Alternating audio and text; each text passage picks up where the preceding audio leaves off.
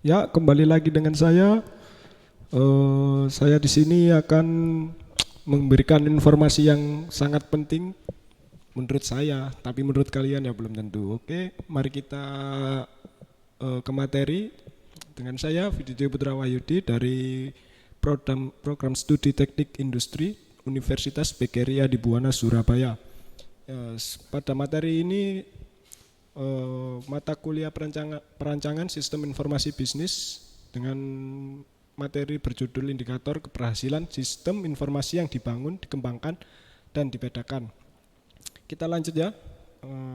Slide pertama tentang teknologi informasi. Istilah TI, teknologi informasi atau IT, information technology, yang populer saat ini adalah bagian dari mata rantai panjang dari perkembangan istilah dalam dunia SI atau sistem informasi ya, atau istilah IS, information system. Istilah TI memang lebih merujuk pada teknologi yang digunakan dalam menyampaikan maupun mengolah informasi. Namun pada dasarnya masih merupakan bagian dari sebuah sistem informasi itu sendiri. Sistem informasi bisnis yaitu merupakan kumpulan dari berbagai informasi yang memiliki kesatuan antara satu dan yang lainnya yang ditujukan untuk kepentingan bisnis. Kerangka kerja konseptual sistem informasi ada beberapa, yaitu pertama konsep dasar. Konsep dasar keperlakuan teknik bisnis dan manajerial termasuk mengenai berbagai komponen dan peran sistem informasi. Contohnya meliputi konsep sistem informasi dasar yang berasal dari teori sistem umum atau konsep keunggulan kompetitif yang digunakan untuk mengembangkan aplikasi bisnis, teknologi, informasi, dan keunggulan kompetitif. Yang kedua, teknologi informasi, konsep-konsep utama, pengembangan, dan berbagai isu manajemen teknologi informasi yang meliputi hardware, software, jaringan, manajemen data, dan banyak teknologi yang berbasis internet. Yang ketiga, aplikasi bisnis, penggunaan utama dari sistem informasi untuk operasi, manajemen, dan keunggulan kompetitif bisnis. Yang keempat, proses pengembangan. Bagaimana para praktisi bisnis dan pakar informasi merencanakan, mengembangkan, dan mengimplementasikan sistem informasi untuk memenuhi peluang bisnis itu sendiri. Yang terakhir, tantangan manajemen. Tantangan untuk secara aktif dan efektif, etis mengelola teknologi informasi pada kepentingan bisnis itu sendiri, yang tingkat pemakai akhir perusahaan dan global dalam bisnis. Sistem informasi yang dibangun. Ada 3 aturan vital agar sistem informasi untuk perusahaan bisnis, yaitu dukungan terhadap proses dan operasi bisnis. Yang kedua, dukungan terhadap pengambilan keputusan oleh pegawai dan manajer. Yang ketiga, dukungan strategi untuk keunggulan bersaing. Tren yang dominan dalam sistem informasi, yang pertama, inisiatif dan penanggung jawab tidak lagi dilakukan hanya oleh CIO atau Chief Information Officer sendiri, tetapi juga oleh Exclusive Board. Yang kedua, pergeseran peran IS departemen dari sebagai application delivery menjadi sistem integration dan pembangunan infrastruktur. Yang terakhir, perkembangan internet dan intranet menghasilkan worldwide connection dan memungkinkan adanya common user interface untuk sebuah sistem. Yang paling penting yaitu adalah sumber daya sistem informasi bisnis. Sumber daya di sini adalah merupakan sebuah subsistem pembangun dalam penggunaan sistem informasi bisnis. Sistem informasi bisnis secara umum memiliki banyak sumber daya pendukung, tetapi secara mendasar ada 5 sumber daya sistem informasi bisnis. Antara lain, 1, sumber daya manusianya. Dapat dibagi menjadi 2 sumber daya manusia itu sendiri, yaitu user atau pemakai, merupakan sumber daya manusia yang menggunakan sistem informasi seperti pelanggan, manajer, pemasok, akuntan, dan lain sebagainya. Yang kedua, pakar, merupakan sumber daya manusia yang mengembangkan dan mengoperasikan sistem informasi seperti sistem analisis, pembuatan software, operasi sistem, dan sebagainya lah. Yang kedua, sumber daya hardware, merupakan peralatan fisik perangkat keras yang digunakan dalam mengelola dan pemrosesan sistem informasi. Yang ketiga, sumber daya software, dapat dibedakan menjadi 3 bagian, yaitu software system seperti sistem operasi yang berguna untuk melakukan operasi pada sistem komputer. Yang kedua, software aplikasi yang memprogram berbagai pemrosesan langsung bagi pengguna tertentu komputer oleh pemakai akhir. Selain itu juga berperan untuk membantu menyelesaikan pekerjaan. Contohnya adalah pemrograman analisis penjualan dan program pengajian. Yang ketiga dari software yaitu prosedur yang mengoperasikan perintah-perintah bagi orang-orang yang akan menggunakan sistem informasi. Contohnya prosedur entry data dan prosedur pendistribusian cek data. Yang keempat sumber daya data. Sumber daya data ini termasuk deskripsi produk, catatan pelanggan, file kepegawaian, dan database persediaan. Ya, ini menyangkut bisnis ini bergantung pada sumber daya data ini juga ya. Yang kelima sumber daya jaringan, media komunikasi, pemrosesan komunikasi, software untuk akses dan pengendalian jaringan, seperti produk ini akan dipasarkan kemana, ya tentang koneksi lah untuk menjualkan produk. Ya, ini ke sistem informasi yang dikembangkan ini satu yaitu permasalahan yang timbul. Yang kedua proses pengembangan sistem. Yang ketiga prinsip pengembangan sistem. Yang keempat siklus hidup pengembangan sistem. Yang kelima metodologi pengembangan sistem.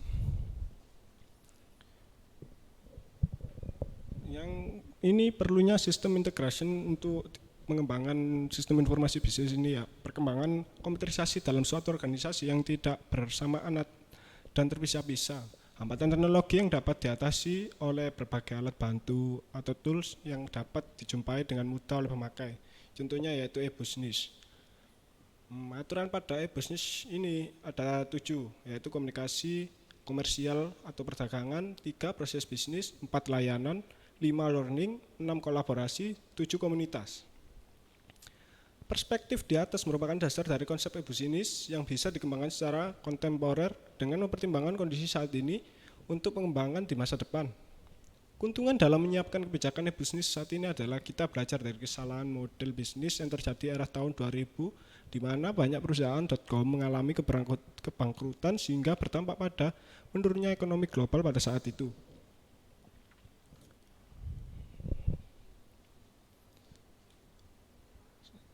Pada ini untuk meningkatkan kemungkinan sukses dalam e-business dan mengurangi resiko kegagalan, maka langkah pertama yang perlu dilakukan adalah melakukan indikator faktor sukses. Dari pengalaman sebelumnya, sukses faktor paling menentukan adalah kombinasi dari faktor-faktor berikut. Yang pertama, satu ya biaya ya. Bisnis perlu menjamin terjadinya cost efficiency melalui efisien waktu atau volume penjualan yang lebih besar dengan melakukan optimasi pada proses logistik langsung dari warehouse ke pembeli. Yang kedua, komersial atau commerce.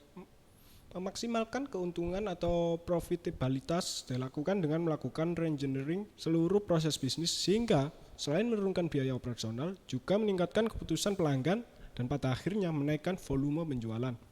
Yang ketiga, konten. Nah, konten ini sangat berpengaruh untuk bisnis Anda ya. Informasi tentang produk atau layanan, berita yang selalu up to date, informasi yang berguna misalnya TIP, advice, variasi produk atau layanan pendukung yang dibarengi dengan kualitas produk dan layanan prima. Sehingga pelanggan merasa dilayani secara personal merupakan kunci sukses utama.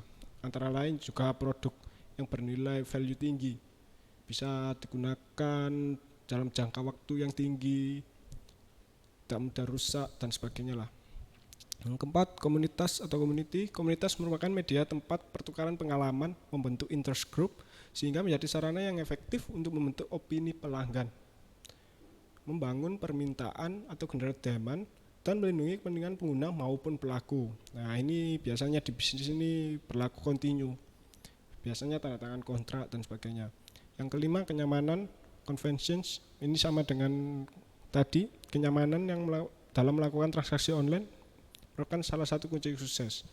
Karena kalau kita tidak menjalani koneksi yang bagus, mungkin kita juga akan kalah lah dalam bisnis.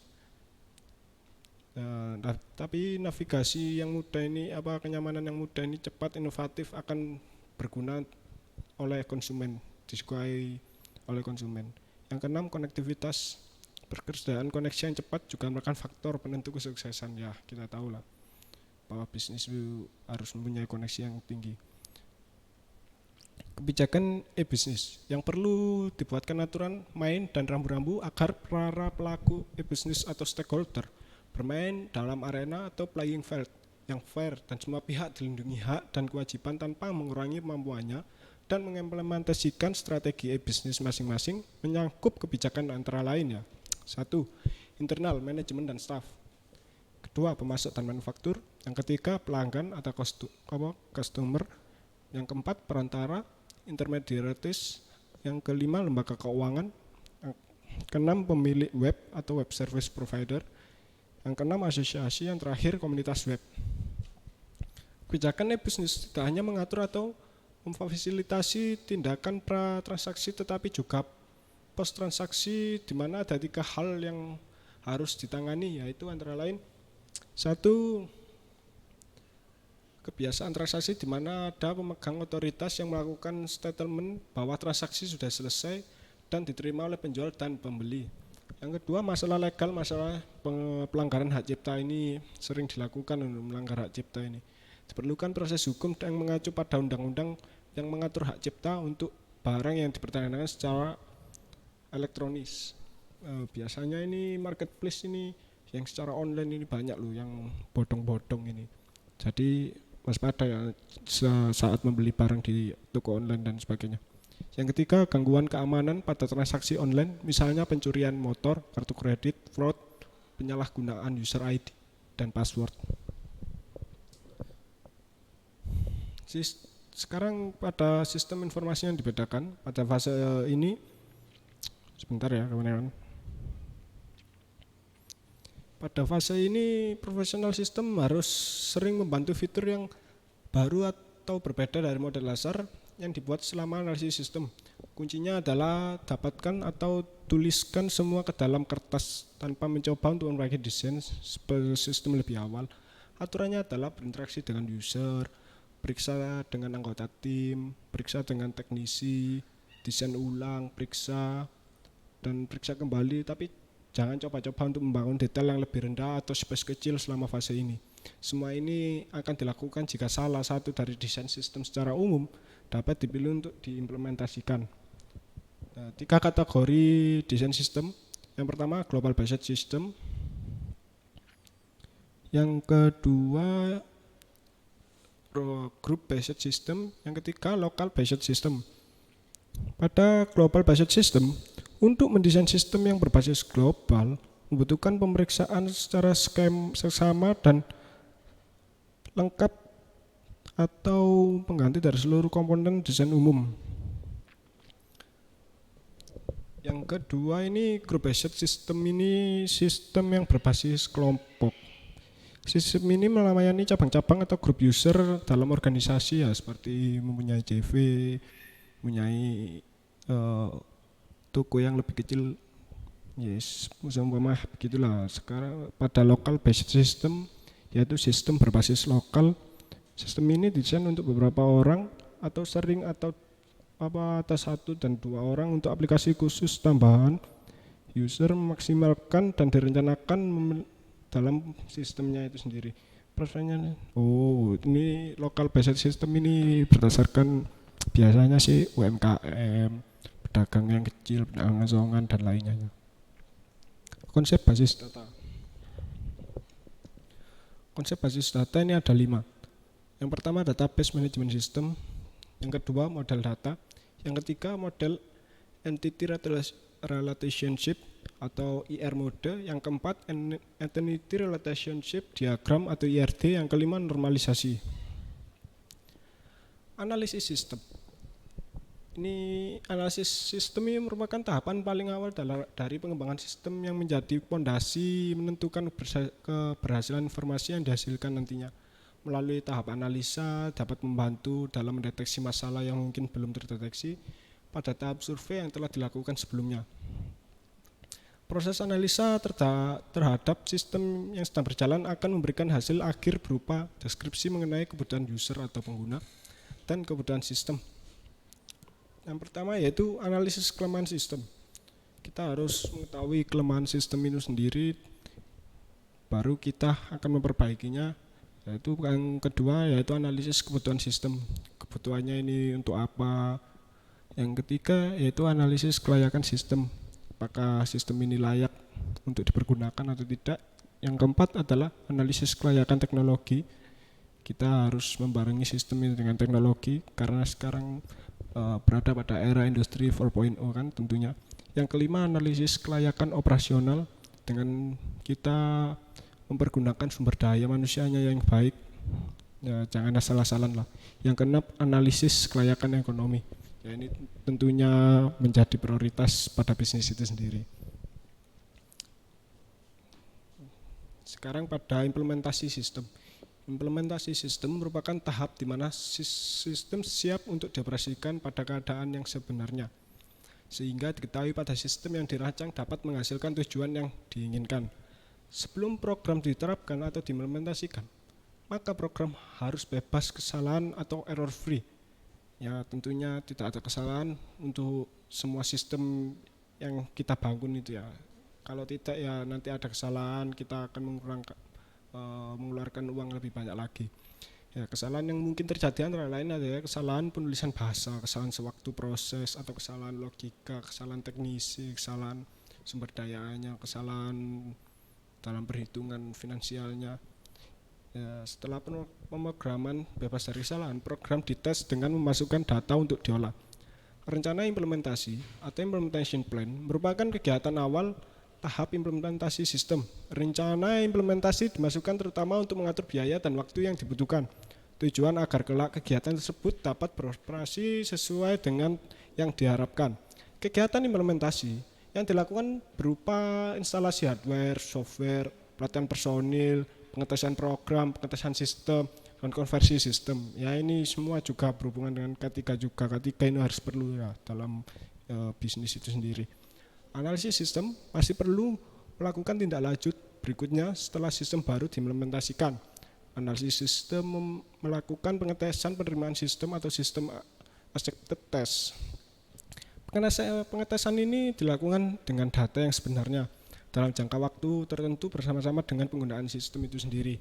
Setelah itu, analisis sistem bersama dengan pengguna melakukan diskusi untuk menentukan apakah sistem yang baru bisa diterima dan perlu diperbaiki lagi. Dan sistem penjualan spare part atau servis kendaraan bengkel, sabar motor, terutama bengkel-bengkel motor, terus bengkel mobil dan sebagainya harus menerapkan lah. Nah, pada tahap terakhir ya ini maintenance. Maintenance ini tahap terakhir dari bisnis itu sendiri, perawatan itu sendiri yang akan dilakukan secara rutin pada sistem yang sudah dirancang dan diterapkan agar data-data yang ada tidak hilang. Melakukan backup dan restore data serta dapat terjaga keberhasilannya karena pada software tersebut terdapat user login dan dapat menyesuaikan hak akses masing-masing, sehingga untuk menggunakan software tersebut hanyalah pihak yang mempunyai otoritas menyalakan sistem tersebut seperti HRD, supervisor atau kepala gudang itu sendiri. Oh, ini sudah di penghujung materi ya. Ini kurang lebihnya ya segitu aja. Jika ada yang ditanyakan jangan lupa ya like, di share juga. Kalau ditanyakan komen langsung di bawah ya, jangan lupa. Kalau begitu saya mundurkan diri. Jangan lupa tonton video selanjutnya ya. Bye bye.